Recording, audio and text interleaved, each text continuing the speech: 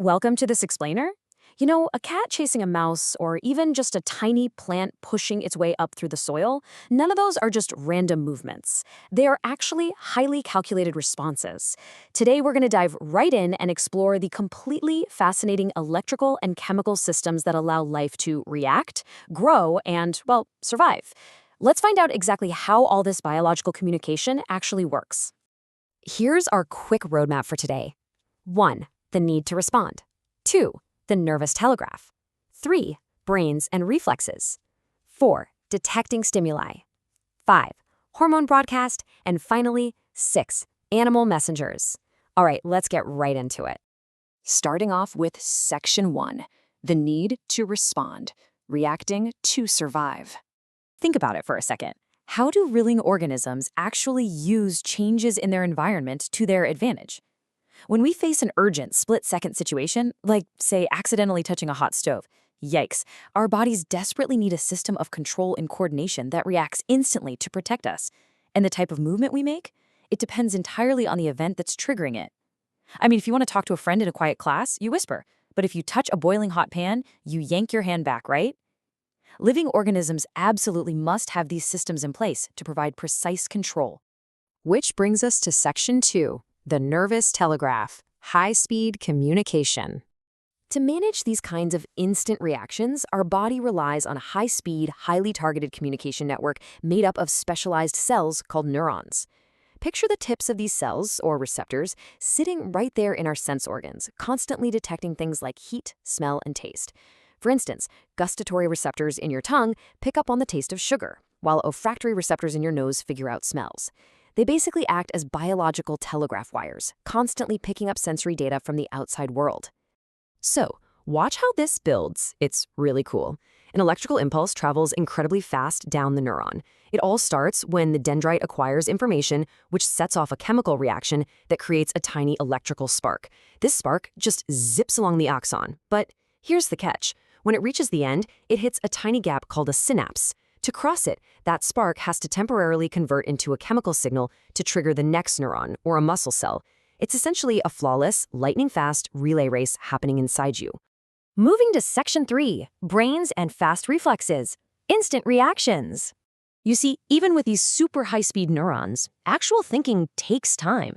So our bodies evolved this incredible biological workaround for emergencies, the reflex arc. It literally bypasses the brain entirely and loops right through your spinal cord.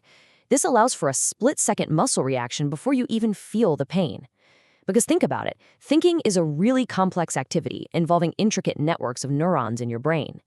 If we had to send a pain signal from our burning hand all the way up to our skull, process it, and send a command back down, well, we'd get severely burned. By connecting the input nerve directly to the output nerve in the spinal cord, reflex arcs are what keep us safe. But hey, when we do have the luxury of time, the central nervous system delegates all these complex functions across different regions. For example, your forebrain is the main thinking part. It processes things like your hunger. Meanwhile, the hindbrain steps in to keep you balanced when you're riding a bicycle. Your brain is constantly integrating massive amounts of sensory input, so we can decide to write a letter, move a chair, or even just recognize that we're comfortably full after a good meal. Now, you might be wondering, how do those signals actually cause a physical action? Well, the electrical impulse triggers special proteins inside your muscle cells to rearrange themselves.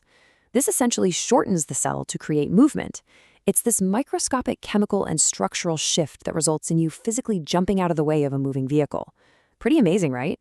Section 4, how plants detect stimuli, plant responses.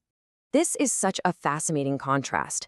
How do organisms without brains, nerves, or muscles manage to respond to their environment? Well, look at the sensitive plant, also known as the tree mui. It moves instantly in response to touch, but not by using muscles. Instead, it rapidly changes the amount of water in its cells so they quickly shrink or swell. Plants use these clever electrical chemical means to convey information from cell to cell, which results in this highly dramatic, visible drooping of the leaves the second you brush against them.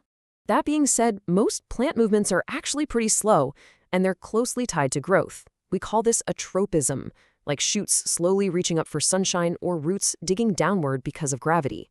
For instance, if a pea plant tendril touches a fence, the part touching the fence actually grows slower than the outer part. This causes the tendril to physically wrap around the fence. This directional growth totally makes it look as though the plant is intentionally moving toward its support. Next up, Section 5, the chemical hormone broadcast, chemical signals. So eventually, both plants and animals hit a bit of a biological wall. Electrical impulses are super targeted, but nerve cells actually need time to reset, and honestly, they just can't reach every single cell in the body. They can't just fire continuously without taking a break. To solve this, nature developed a widespread chemical radio broadcast. This diffuses steadily and persistently, reaching tissues regardless of whether they have a direct nervous connection or not. Instead of sending an electrical spark down a specific wire, cells release a chemical compound that just washes over the surrounding areas. And if nearby cells have the right receptors, boom, they pick up the signal. Plants utilize a really diverse array of these chemical hormones. You can kind of think of them in two groups, the growers and the breaks. On the growth side, you've got auxin, which cleverly concentrates on the shady side of a stem to push the plant to bend directly toward the light, making those shaded cells grow longer. Then you have gibberellins, which help the stem grow, and cytokinins, which promote rapid cell division exactly where it's needed most, like in developing fruits and seeds. But when it's time to stop growing, abscisic acid steps in. It acts as the brakes and is actually what causes leaves to wilt. And finally, Section 6, animal chemical messengers, the endocrine system. Of course, human and animal bodies also heavily rely on this chemical system to make wide-ranging, carefully controlled physiological changes. Just as an example, when you get startled, a hormone called adrenaline is dumped straight into your bloodstream.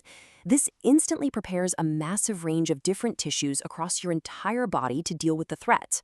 Secreted by the adrenal glands, it causes your heart to pound faster to get oxygen to your muscles and increases your breathing rate.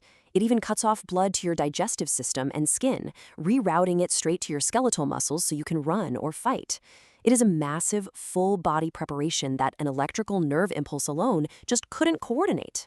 And it goes way beyond just emergencies. Animal hormones dictate exactly how we develop over years and years, ensuring we grow properly and helping manage crucial daily systems. The pituitary gland regulates our physical development and height with growth hormone. Things like testosterone and estrogen control those dramatic physical changes we all go through during puberty. And then there's the pancreas, which is constantly regulating insulin to keep our blood sugar levels in a safe, healthy range to prevent harmful effects. It really leaves you wondering, doesn't it? Just think about how many millions of chemical and electrical signals your body just flawlessly managed, just so you could sit, focus, and watch this explainer. From the exact balance of adrenaline and insulin in your blood right now, to the reflex arcs keeping your posture upright, to the millions of neurons firing just so you can hear and comprehend my words. It's a magnificent, high-speed biological symphony. Thank you so much for diving into this explainer with me. Keep exploring and never stop wondering about the incredible systems that keep us moving forward.